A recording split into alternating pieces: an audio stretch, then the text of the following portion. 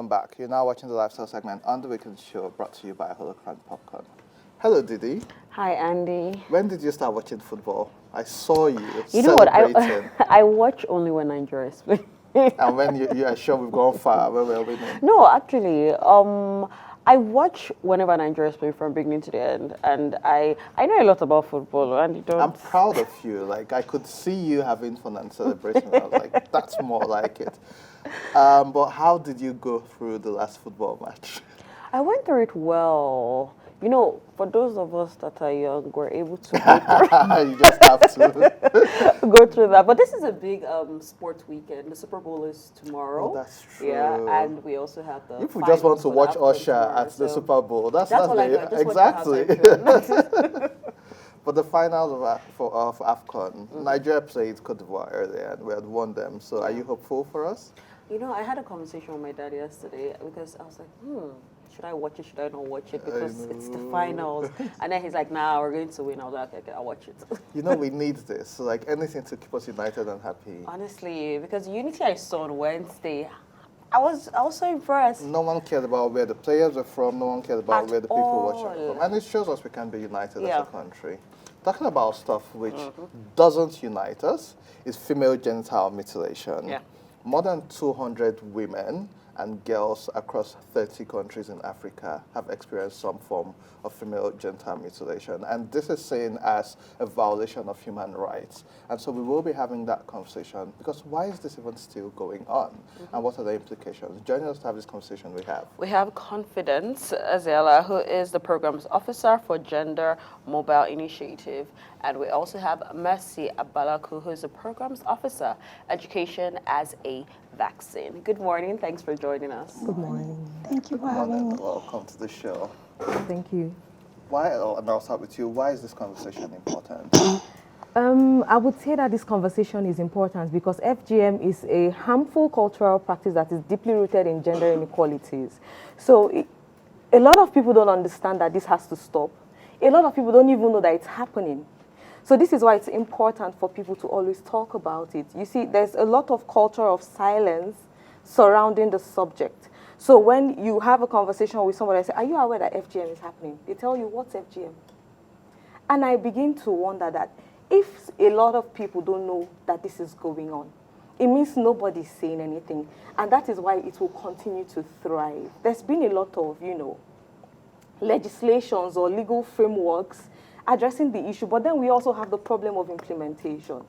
And when there's nobody reporting, because you don't want to go out and say, oh, I'm a survivor of FGM, there's this automatic, Meanwhile, there's the traditional belief or cultural practice that ladies or girls who do not experience FGM are unholy or are not clean, they are indecent. It will shock you to realize that when you go to states like Ekiti, you go to Imo, you go to Oyo, you go to Ebonyi, you would see that these things are thriving there. You begin to wonder what's happening. Imo State has a legislation from, I think, 2015 or 2017, criminalizing it, and I think they put like the highest punishment I've seen so far, 14 years imprisonment.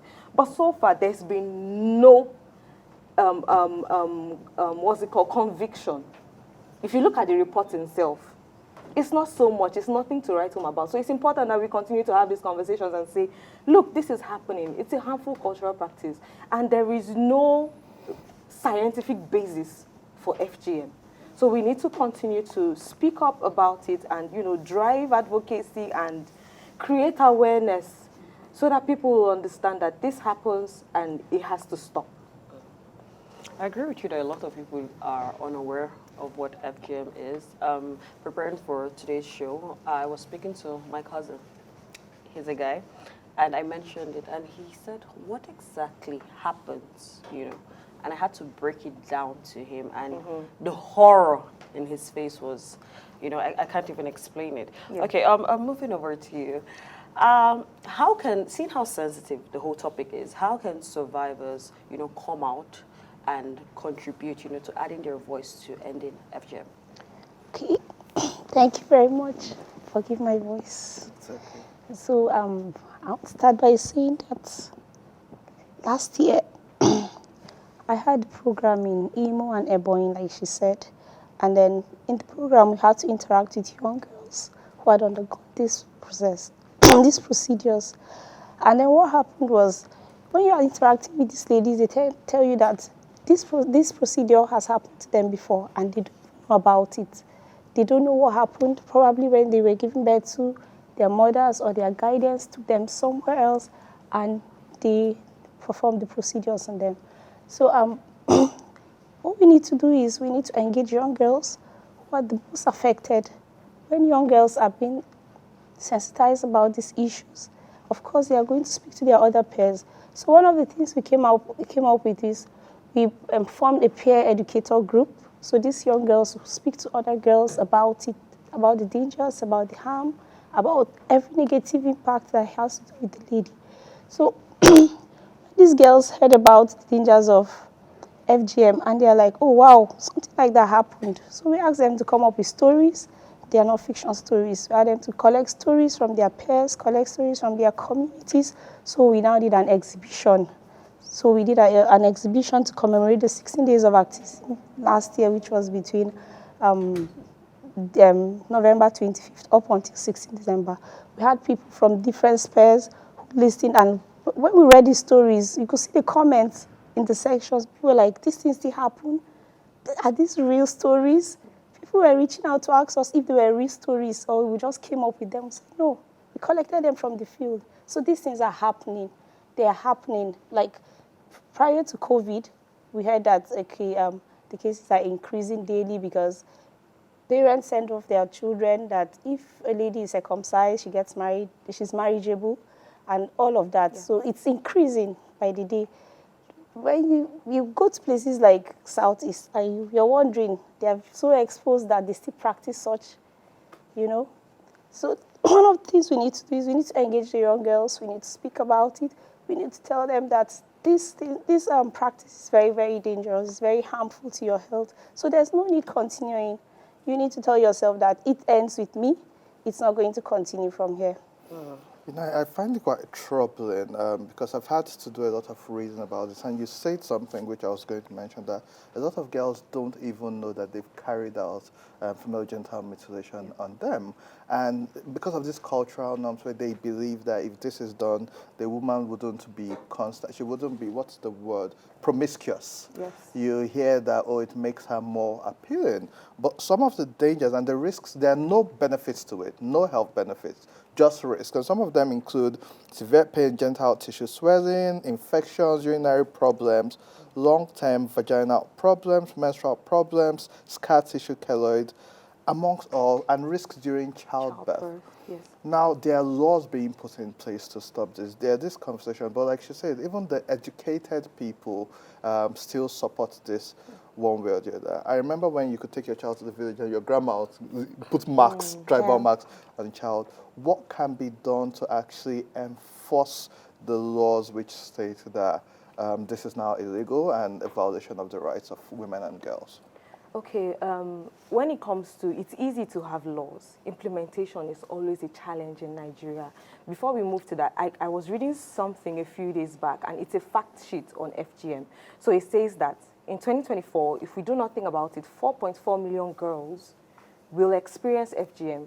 And it went on to say that's about 12,000 girls every day. And I'm like, this is because nobody is saying anything about it. So, and another thing is the challenge that women sometimes have with coming out to speak up on sensitive issues such as, sexual abuse, harassment, and FGM. So the first things we need to do is to sort of break the culture of silence, to be honest. That's like one step forward. So when you begin to speak up and speak out, you would understand that there are laws that prohibit these processes, and then you engage those laws. Because how can we have it and there's no engagement of these laws to further have sort of, prosecution and then conviction? When none of that is happening, what do you expect? So first we have to engage the survivors who will not only speak about the harmful effects of FGM, but would also, look for or advocate for transformative change, looking for societal change, cultural change, change in traditional practices, and of course engage the legislations we have at hand. But of course, it's easy to say, speak up. But then this is where CSOs come in. Continue to engage these survivors. Their voices are important. What we do at Gender Mobile is in Ekiti State, we have an office there, and we do community sensitization. We work with the survivors. We go to like community-based organizations, faith-based organizations to talk to them and say, look, you have to come with us to speak up against this, to, engage people and encourage survivors to use the legislations that are available to their own advantage. So that's one way to move forward. But first is breaking the culture of silence. That's why when you ask that what survivors can do is to speak up. I understand that education plays a heavy role in eradicating FGM. Speaking to and educating the survivors is one thing, but how do CSOs, or how does the government in general go to these villages, these communities, these rural areas who may not even know that, legislatives have been passed, to stop this? Because it starts from them. Yes. So it's about education. Now, government agencies can partner with CSOs to go to these places. It's all about determining your key stakeholders and saying, look, let's work together in partnership to address this issue. Yes, as you said, a lot of persons in these rural areas do not even know that there are legislations that have been passed forbidding these practices. And then when you even go to these rural areas, people have this as their day jobs. There are people who their work is to carry out FGM and they get paid for it. And then sometimes you may get the response that, okay, if we don't do that, what do we do next? What job do we do next? And we need to have the principle of do no harm in our minds when communicating with these persons. So it's important that the government and CSOs work together, go to these rural areas and communicate. It's about educating them. What they don't know, they don't know.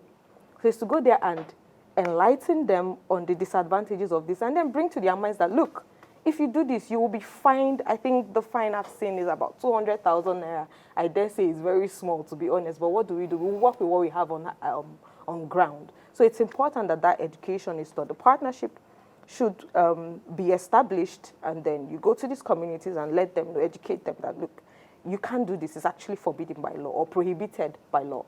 It's quite unfortunate that we're talking about how government should partner with CSOs and NGOs. But constantly since 2015, the National Assembly has been trying to regulate NGOs and CSOs. Just yesterday, there was that conversation. And so instead of partnerships, it's always a competition. Yes. If they're not trying to silence social media, we're talking about the culture of silence, they're trying to regulate CSOs and NGOs. So quick shade for them. However, $1.2 billion is spent treating complications from FGM. So what's your final word on how to move on from this? Talking about spending a lot of money to treat FGM, it's like we're going 10 steps backward. We're taking one step again and we're going backward. So we need to do a lot of advocacy. Advocacy is very, very important. When you talk about education, we need to also train our government agencies too, because a lot of them don't even know that we have these laws available. One of the, during the program we did last year in Imo and Ebonyi, we brought these stakeholders together from the Ministry of Health, Primary Health Care. So we trained them. We made them to understand that these laws are available. What do we do together? We need to advocate. We need to advocate. We can't keep spending much money on that. We should channel this money into educating the girl child instead. We should channel this money into bringing more books in the library, into bringing more laptops in the library instead of treating. So we need to enlighten people that FGM is of no, it has so many harm. So it's of no good at all. I think that's a great place to leave it because, like she said, imagine putting $1.2 billion into educating the girl child, into providing safe spaces for them. Ladies, thank you so much for the work you do and for your contribution. We have this platform which we'll always use to support your cause and the voice and rights of women and girls. Keep on doing the good job you're doing. Thank you for having us. You're welcome. And thanks for educating the men as well in your own spaces. Yeah, we forgot to mention that we also need to carry the men along. Yeah. Yes. Most times when you go to the communities, the men are just relaxed. They're like, after all, it's a women's thing. Yes. Just yesterday, one of the reasons my voice is gone, I had to do plenty of community activities from Giri up to Kuje. So when we went to the schools, the boys were just sitting down. When you tell them to do this, they're just looking at you like, this is the women's thing. So we need to have more men involved. The men should also support the ladies because we can't do it alone. The ladies can't just be talking alone every day. So we also need the men to support us in this cause. As allies. 100%. You want to add to that? No, it's fine. She said it well. It's just to have it. Male allyship. Dear men, you need to understand that you have sisters, you have wives, you have daughters, and we can't isolate ourselves and say this isn't our business. What happens to one happens to the other person. You don't have to wait till it's you. And so we need to pay full attention to some of these issues. We need to end female genital mutilation now. We'll take a quick break. When we return, more on the weekend show.